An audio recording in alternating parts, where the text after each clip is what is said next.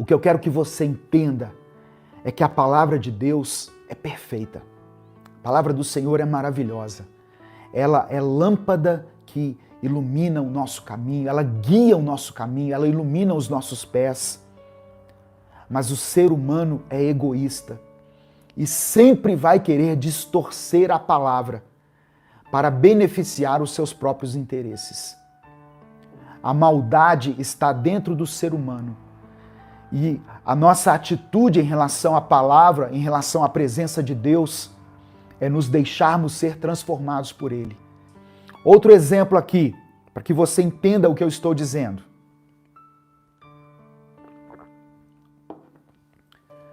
A escravidão teve uma argumentação bíblica. Sabia disso? A escravidão, o ato de fazer uma pessoa escrava, teve uma argumentação bíblica. Com a modernidade, os europeus buscaram na Bíblia uma forma de legitimar a escravidão de outros povos. E levaram muitas pessoas a acreditar que os africanos eram filhos de Cã e que eles haviam sido escolhidos para o destino de serem escravos, mesmo que eles se tornassem cristãos. E aí, nesse sentido, tanto católicos quanto protestantes buscaram encontrar nas tradições da interpretação bíblica ideias que justificassem esse ponto de vista moral em relação à escravidão. Moral entre aspas. Para que isso tranquilizasse o dono, ou os comerciantes de escravos. Olha que absurdo. Buscaram uma base bíblica para a existência da escravidão. E o resultado disso deixou consequências terríveis para os irmãos africanos e os seus descendentes, que refletem até os dias de hoje, sobretudo no racismo, que historicamente assumiu diferentes formas, desde atrocidades, a violência, passando pela segregação, até as formas mais sutis de discriminação. Até hoje existe a discriminação. Essa semana mesmo, um jogador de futebol da seleção brasileira que joga na Europa foi discriminado. Outro exemplo absurdo de como a palavra de Deus pode ser distorcida. E eu e você precisamos ficar atentos a isso. Em 24 de dezembro de 1865, era fundada uma organização nos Estados Unidos chamada Ku Klux Klan, que promovia a violência racista em nome de Deus. Você sabia que a Ku Klux Klan ela era formada por cristãos que promoviam a violência racista e que eles achavam que estavam fazendo aquilo em nome de Deus? Ai daquele que acrescentar à palavra do Senhor. E ai daquele que extrair algo da palavra do Senhor. É o que eu estou querendo dizer com essa mensagem. O que eu quero que fique claro aqui, hoje, o que eu quero que você entenda é que a palavra de Deus é perfeita. A palavra do Senhor é maravilhosa. Ela é lâmpada que ilumina o nosso caminho, ela guia o nosso caminho, ela ilumina os nossos pés. Mas o ser humano é egoísta e sempre vai querer distorcer a palavra para beneficiar os seus próprios interesses. A maldade está dentro do ser humano e a nossa atitude em relação à palavra, em relação à presença de Deus, é nos deixarmos ser transformados por Ele. E não usar a palavra como uma base para o nosso ódio, para os nossos maus sentimentos, a nossa intolerância. Seja livre para buscar a sua comunhão com Deus. Seja livre para ler a Bíblia. Seja livre para receber do Espírito Santo a revelação das Escrituras. E todo texto bíblico que estiver sendo usado contra a vida, tudo que oprimir os mais fracos, tudo que desfavorecer as minorias, através de textos bíblicos, fique atento a isso, fique ligado, fique ligada. É porque está errado. Tenha senso crítico e comece a pensar a respeito dessas coisas. Presta atenção.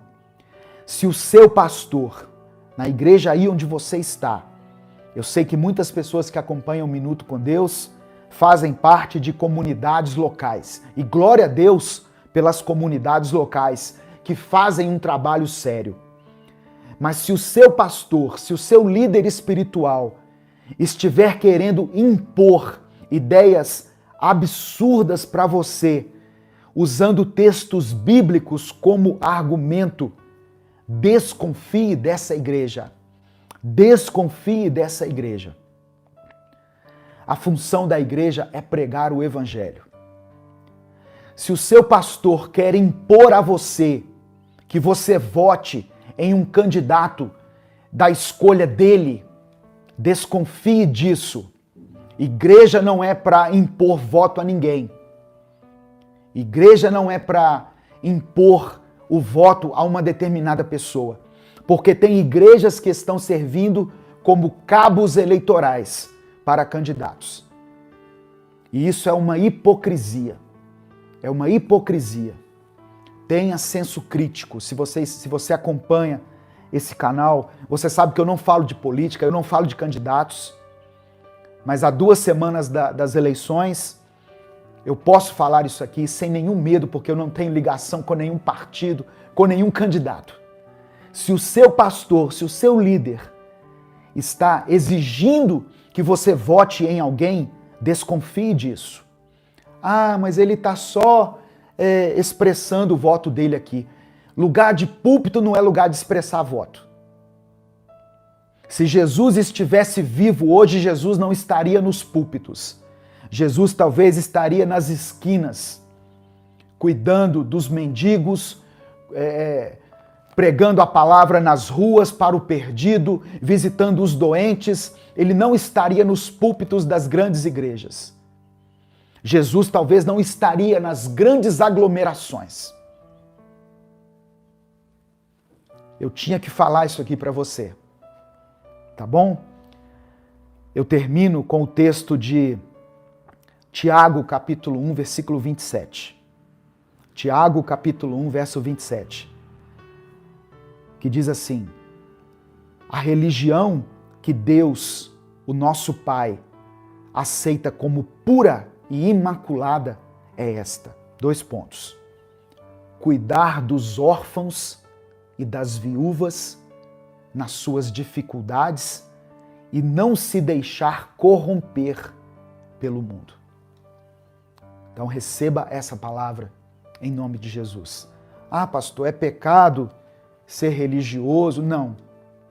Faça parte de uma igreja, faça parte de uma comunidade, aí onde você está, mas não permita ser manipulado. Igreja é para pregar o evangelho. Igreja é para cuidar dos necessitados. É para cuidar do órfão e da viúva nas suas necessidades. Igreja é para não se corromper com o mundo. Que o Espírito Santo possa ministrar ao seu coração, em nome de Jesus.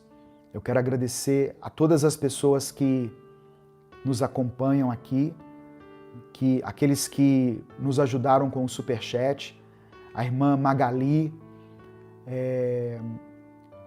Osair, que contribuiu aqui, a Ladijane Santos, obrigado pela contribuição de vocês, irmão Kleber, né, que está se tornando membro novamente, que renovou a sua assinatura como membro. Obrigado a vocês que apoiam esse ministério. Que Deus continue nos dando graça, unção, conhecimento. Continue buscando a Deus aí na sua intimidade. Não fique dependendo somente do culto de domingo. Não resuma a sua vida espiritual a um momento no domingo, quando alguém pega o microfone e prega para você. Você tem liberdade, você tem uma Bíblia, você tem a sua casa, o seu quarto. Faça a sua oração. Busque a sua pregação. Abra a Bíblia e peça ao Espírito Santo para falar com você. Amém? Em nome de Jesus. Eu quero orar por você nesse momento. Eu sei que muitas pessoas colocaram pedidos de oração aqui e eu quero apresentar cada pedido de oração mencionado aqui nos comentários, pedindo que Deus faça o milagre na sua vida, que Deus opere o sobrenatural na sua vida, que Deus possa revestir você de força, graça e unção para que você vença mais essa semana, para que nós possamos resistir, para que consigamos continuar firmes com Jesus, que o Espírito Santo faça parte dos nossos dias, em nome de Jesus. Você é precioso, você é preciosa para Deus. Deus amou você tanto que deu o seu único filho para morrer por sua causa. Essa é a verdade essencial da palavra de Deus, do Evangelho. Nós estávamos afastados de Deus por causa do pecado, mas por causa da misericórdia do Senhor, nós fomos resgatados, nós fomos reconciliados com Deus. E isso é motivo de muita alegria. Que o Espírito Santo continue falando conosco. Em nome de Jesus.